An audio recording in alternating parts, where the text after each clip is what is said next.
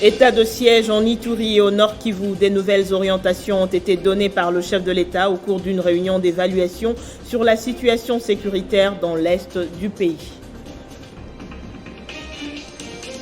Le bras de fer serait-il engagé entre la coalition Lamuka et l'hôtel de ville de Kinshasa qui a finalement autorisé la marche, mais pour le 17 septembre, soit 2 jours après la date prévue, alors que Martin Fayulu maintient celle du 15 septembre.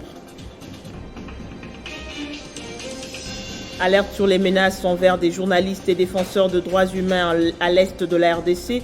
Une note de plaidoyer a été adressée au président de la République par le partenariat de protection intégrée. Et en Guinée, c'est aujourd'hui que la junte au pouvoir débute les concertations en vue de la formation du prochain gouvernement de transition. Le journal sur Télé 50, merci de nous y rejoindre. On ouvre avec cette réunion spéciale que le chef de l'État a présidée hier soir sur la sécurité à laquelle ont pris part le Premier ministre, le vice-premier ministre en charge de l'Intérieur ainsi que la haute hiérarchie de l'armée. Objectif, évaluer l'état de siège actuellement en vigueur dans les provinces de l'Ituri et du Nord Kivu. Félix Tshisekedi a donné des nouvelles orientations. Regardez.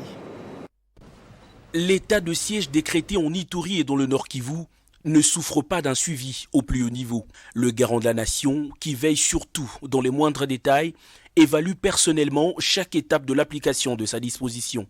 Pendant plus de 2 heures ce lundi soir, Félix-Antoine Tshisekedi Tshilombo a, aux côtés de responsables politico-administratifs et militaires du pays, passé en revue les résultats des opérations militaires et de logistique sur le terrain, mais pas seulement. Je crois qu'il y a eu des orientations strictes du président de la République. Vous avez entendu il y a quelques jours de bruit au sujet du circuit de l'approvisionnement de l'armée. Bon, c'était des bruits qui ont été répandus, y compris par ceux qui sont contre ce qui se passe.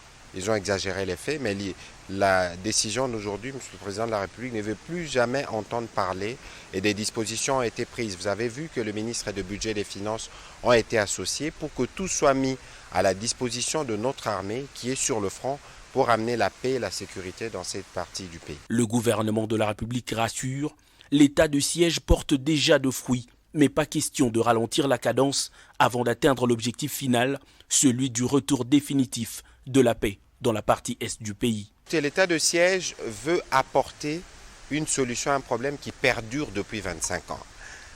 Nous l'avons à peine lancé, nous sommes à la 8e prorogation.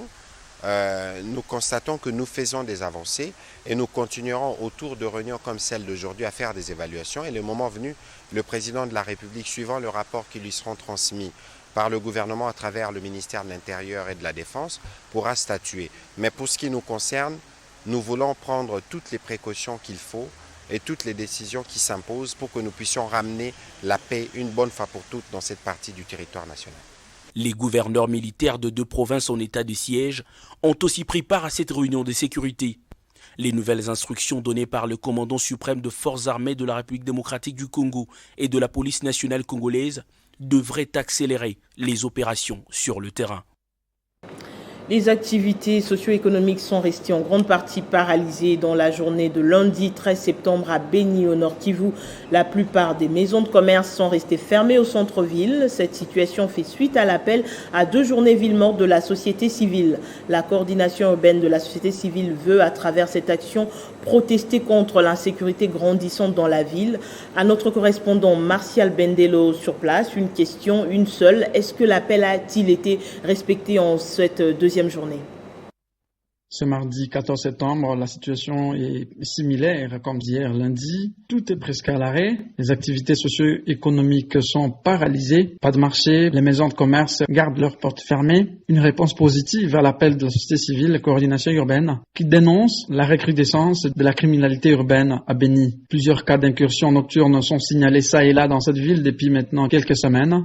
Certaines victimes vont jusqu'à accuser même certains éléments des forces de l'ordre d'être aussi parmi ceux qui troublent l'inquiétude de la population dans ce coin du pays pendant les heures vespérales. Profitant du couvre-feu qui est institué dans la ville, consécutivement à cet appel de la société civile, l'autorité urbaine, le commissaire supérieur principal Narcisse Mouteba Kachale, a également multiplié des messages tendant à menacer les acteurs de la société civile tout comme les opérateurs économiques, mais des propos qui n'auront rien changé parce que tout tourne au ralenti à Béni. Ces 2 journées sans activité s'achèvent ce mardi 14 septembre. Une source proche de la société civile indique qu'une réunion devra être tenue pour évaluer cette activité dans les prochains jours. Si en ville de Béni, l'on dénonce la criminalité urbaine, dans le territoire, par contre, ce sont des incursions rebelles qui sont signalées, notamment dans la chefferie de Bachou, au sud-est du territoire de Béni. Les terroristes de l'ADF y ont multiplié des attaques, la dernière ayant coûté la vie à 4 citoyens, dont une femme, dans le village Kanza. Cette multiplicité d'attaques armées dans cette partie du territoire de Béni est à l'origine des mouvements des populations. Les habitants de plusieurs villages de ce coin se déplacent, notamment vers Butembo et d'autres vers Kyondo, des endroits supposés jusqu'ici hors danger. Le partenariat pour la protection intégrée PPI alerte sur les menaces envers des journalistes et défenseurs des droits humains à l'est de la RDC. C'est dans ce cadre qu'il vient d'adresser une note de plaidoyer au président de la République, Félix Tshisekedi, sollicitant son implication sur la situation des violations et abus des droits des défenses des droits humains et des journalistes dans les provinces du Nord, du Sud et celle de l'Ituri. Depuis quelques mois, les journalistes sont menacés dans l'exercice de leurs fonctions. On écoute Maître Pascal Mopenda, point focal PPI en RDC. Entre les mois de mai et août 2021, au moins 51 cas de violations ont été enregistrés dans ces 2 provinces, assortis de 6 assassinats crapuleux, parmi lesquels 2 journalistes au Nord Kivu et un autre en Ituri et 3 acteurs de la société civile à Béni, toujours au Nord Kivu. Excellence, Monsieur le Président de la République, eu égard à ce qui précède, Partenariat pour la protection intégrée PPI vous demande de s'impliquer personnellement afin que cessent toutes les violations décriées à l'égard des défenseurs des droits humains, des journalistes et des médias dans les provinces du Nord Kivu et de l'Ituri au motif de faire respecter l'état de siège. Garantir la protection aux défenseurs des droits humains et des journalistes ainsi qu'aux lanceurs d'alerte sur l'exploitation illicite des minerais et la destruction des champs des paisibles citoyens ainsi que l'environnement dans les territoires de Mwenga au sud Kivu. Favoriser les poursuites judiciaires contre toute personne, quel que soit son rang ou sa nationalité, qui serait impliquée de près ou de loin dans l'exploitation. L'Union européenne est prête à accompagner le gouvernement dans le processus de la pacification de la partie est de la RDC. Son représentant RDC l'a dit au président du Sénat, Modeste Bahati, lors d'une audience lui accordée ce lundi 13 septembre 2021. Jean-Marc Châtaignier a par ailleurs annoncé la tenue d'un dialogue qui sera organisé par l'Union européenne à la fin du mois de septembre en cours. Vous le savez, ce processus de dialogue politique est inclusif, il ne comprend pas uniquement, il va au-delà du gouvernement et il inclut les institutions parlementaires comme le Sénat, l'Assemblée nationale, il inclut aussi la société civile. Donc c'était pour moi un message important à porter au président du Sénat. Et puis ensuite, bien sûr, nous avons abordé des sujets de fond qui sont pour nous importants, pour lesquels nous pensons que l'Union européenne peut apporter un accompagnement à la République démocratique du Congo, qui sont d'une part l'appui au retour à la paix dans l'est de la République démocratique du Congo, l'accompagnement que nous pourrions apporter en discussion bien sûr avec nos partenaires congolais sur le processus qu'on appelle DDRCS, de désarmement, démobilisation, réinsertion communautaire des anciens combattants, nous assurer que effectivement il y ait une porte de sortie qui soit là pour les anciens combattants. Et puis nous avons parlé aussi du processus électoral et de l'accompagnement que l'Union européenne pourrait faire par rapport à celui-ci. La coalition Lamuka a été finalement autorisée par le gouverneur mais renvoyée au 17 septembre, soit 2 jours après la date prévue. C'est ce qui ressort d'une réunion que l'autorité urbaine a eue avec les délégués de Lamuka et ceux de la NOJEC. Entre-temps, Martin Fayulu maintient la date du 15 septembre. Lors de cette rencontre, Le gouverneur de la ville de Kinshasa a fait savoir à ses hôtes qu'il n'était pas en mesure d'encadrer toutes ces différentes manifestations. C'est ainsi que Jean-Tini Ngobila a par exemple proposé à la coalition de la Mouka de Martin Fayoulou et Adolphe Mouzito de décaler sa marche de 2 jours, soit le 17 septembre prochain. Blanchard Mongomba, secrétaire général de Nouvel Élan d'Adolphe Mouzito, qui a représenté la Mouka, a promis de faire rapport à sa hiérarchie. Nous avions entendu, nous avions noté, comme nous ne sommes que le représentant du groupe La Mouka, nous allons faire rapport à toute l'équipe, c'est-à-dire au leader de La Mouka. L'autorité urbaine a aussi invité la nouvelle génération pour l'émergence du Congo Nojek de Constant Moutamba de repousser sa marche de 2 jours comme la coalition La Mouka. Nous voulons marcher pour exiger le consensus autour des réformes électorales.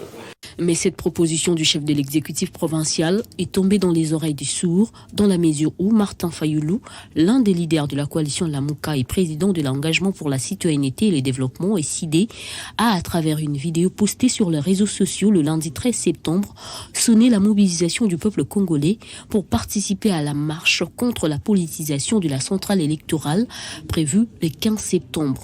Je m'adresse à vous aujourd'hui pour confirmer que la marche de ce mercredi 15 septembre 2021 aura lieu à Kinshasa et dans les autres villes du pays conformément à l'article 26 de la Constitution de la République. Rappelons que Blanchard Mongomba et Devos Kitoko avaient également signalé que la plateforme La Mouka a déjà saisi notamment le bureau du procureur de la Cour pénale internationale CPI pour suivre à la loupe les déroulements de cette manifestation. Dossier TENAFEP. Le ministre de l'Enseignement primaire, secondaire et technique, Tony Mwaba, obtient le soutien du gouvernement pour le paiement des primes des intervenants. C'était au cours de la 19e réunion hebdomadaire des membres du gouvernement en vidéoconférence le week-end dernier. Présidé par Félix-Antoine Tshisekedi, le président de la République, le Conseil des ministres a tablé sur plusieurs dossiers, parmi lesquels celui relatif au paiement des primes allouées à tous les intervenants de l'édition 2021 du test national de fin d'études primaires, TENAFEP.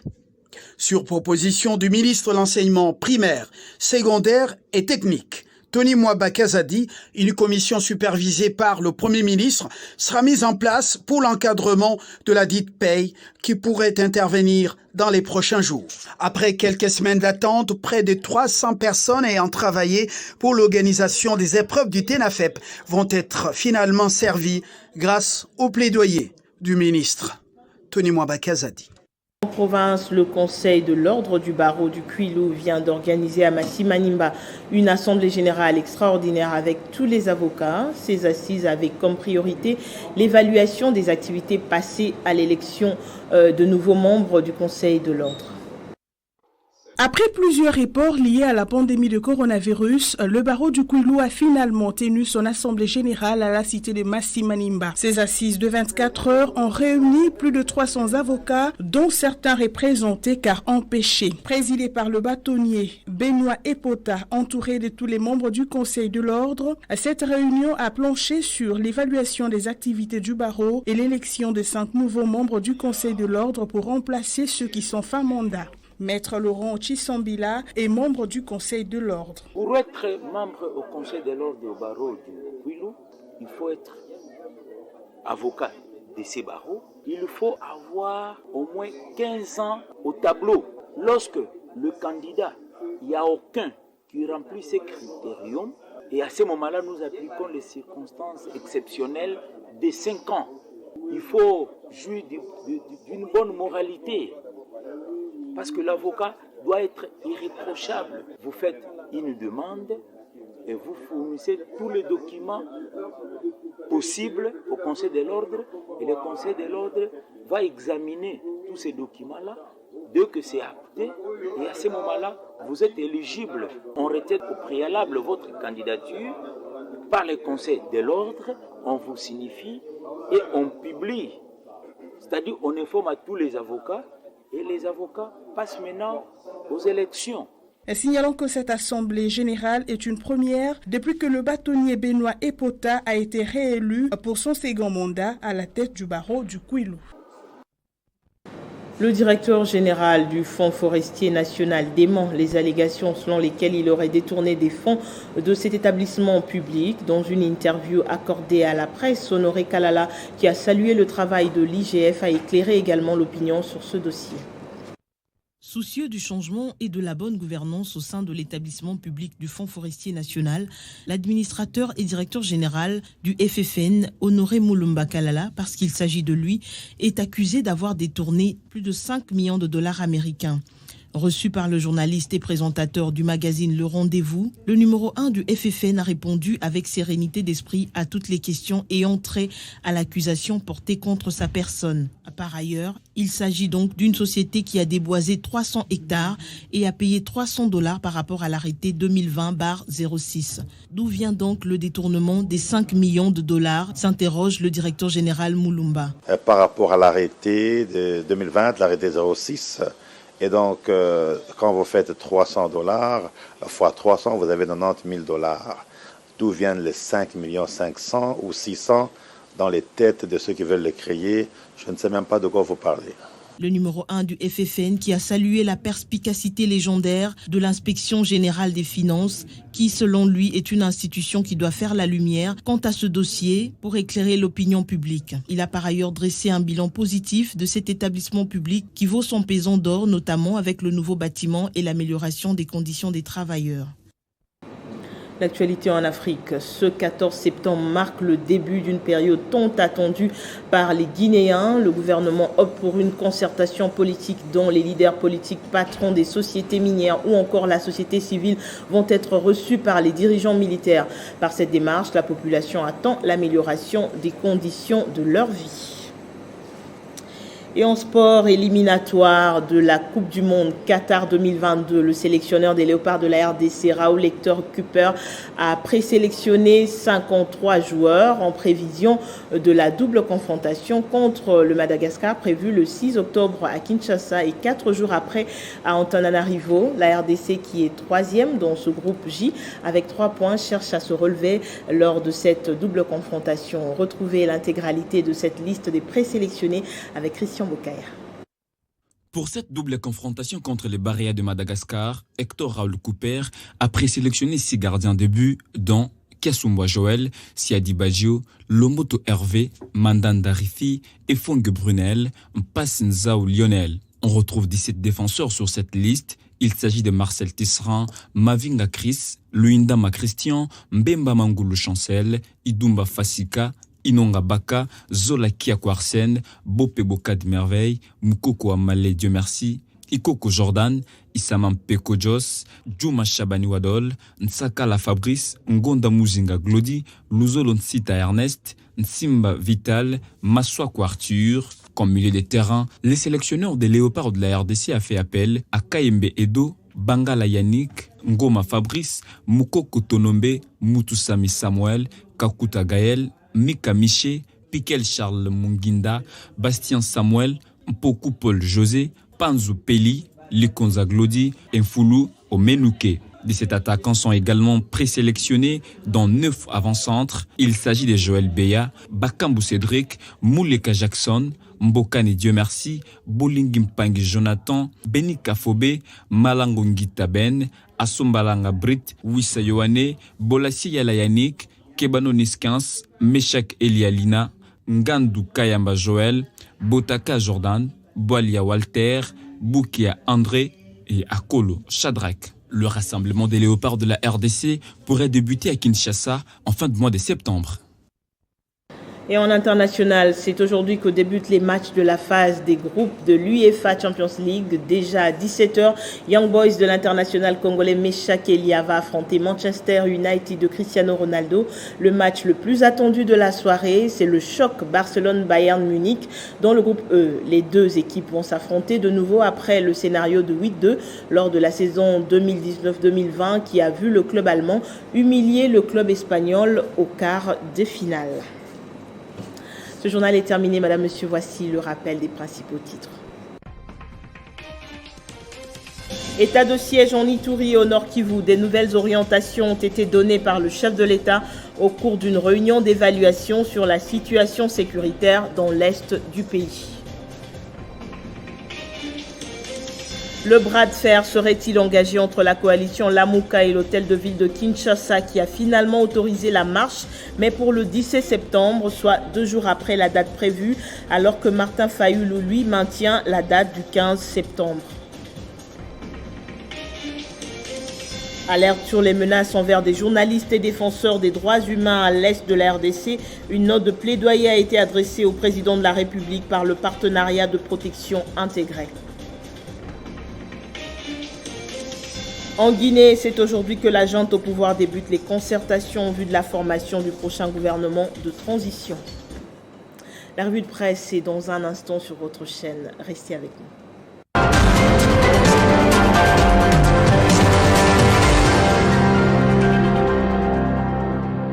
Le tour d'horizon de ce mardi, c'est avec Jenny Kayembe qui va nous rejoindre de l'autre côté du studio. Bonjour et bienvenue Jenny. Bonjour Amina Bayombo, bonjour à tous. Plusieurs journaux et sites parus ce matin dans la capitale annoncent le report de la marche Lamuka prévue initialement pour ce 15 septembre.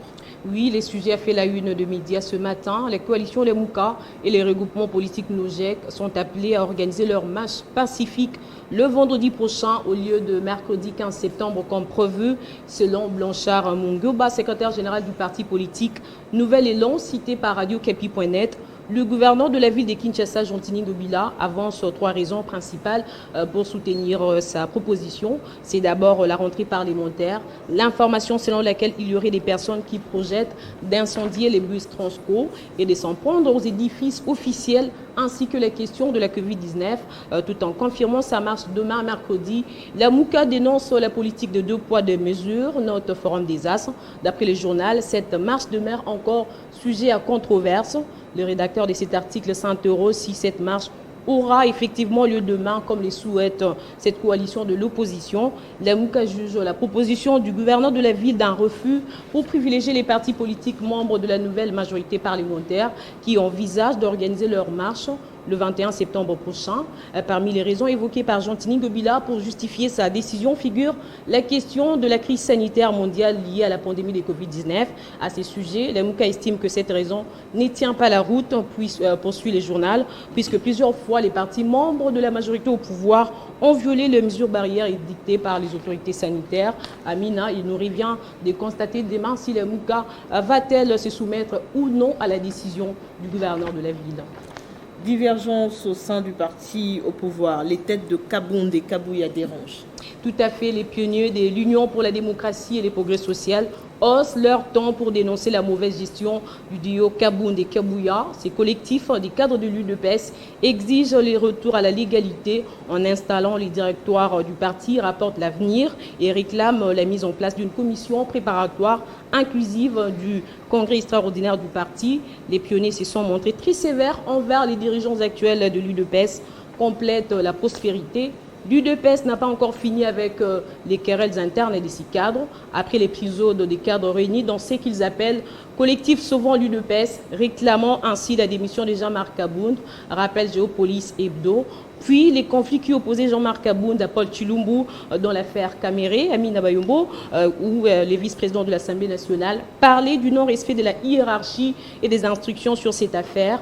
En fait, après l'audition, puis la mise en détention de l'ancien directeur des cabinets du chef de l'État, Jean-Marc Kabound, président intérimaire de l'UDPS, avait demandé aux cadres et militants de l'UDPS à la réserve et à ne pas se prononcer sur cette affaire, relate Géopolis.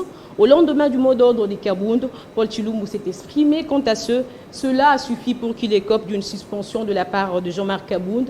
Tshilumbu, qui lui contestait déjà la légitimité ou mieux la légalité des Kabound. Les porte-paroles ainsi suspendus a réagi dans les médias, rejette cette décision en la qualifiant de blague des mauvais goûts. Du coup, c'est reparti pour une nouvelle confrontation dans les médias. Donc l'affaire Caméré a été un moyen pour les cadres de l'UDPS de se régler des comptes. Et pour finir, retrait des troupes américaines en Afghanistan, le sujet continue de susciter des controverses. Oui, 20 ans après l'intervention américaine en Afghanistan, le peuple afghan continue de vivre dans la misère et regarde l'Amérique avec beaucoup de déception. En tout cas, c'est ce que relate Radio France Internationale. C'est à l'occasion de la commémoration de la date du 11 septembre 2001, date historique pour les Américains. Lundi, Genève avait promis de soutenir financièrement l'Afghanistan pour faire face à sa crise alimentaire sécuritaire et économique, complète Radio France Internationale dans un autre article. Entre-temps, l'Amérique ne s'en remet pas à Mamina Bayombo. Déjà, des accusations commencent à tomber après le retrait de ses troupes en Afghanistan. C'est le cas du secrétaire d'État américain Anthony Blinken, qui est pointé du doigt en scène Radio France Internationale. Hier, il était devant la Commission des Affaires étrangères de la Chambre des représentants à ces sujets. Merci Jenny Kaimbe pour votre revue de presse. Merci à vous autant. Merci à tous de votre attention. L'actualité continue sur votre chaîne. À très bientôt.